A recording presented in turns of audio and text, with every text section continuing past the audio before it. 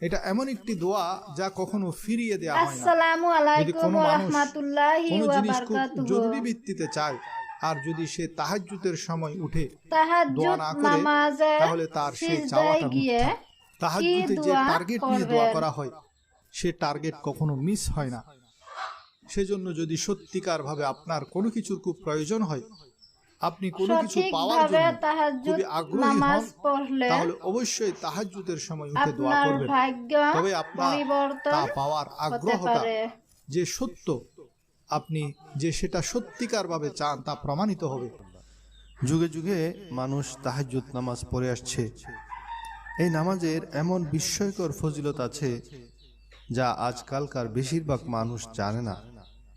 অধিকাংশ মানুষ তাহাজ্জুদের রাকাতে ভুল করে, নামাজের তরিকায় ভুল করে।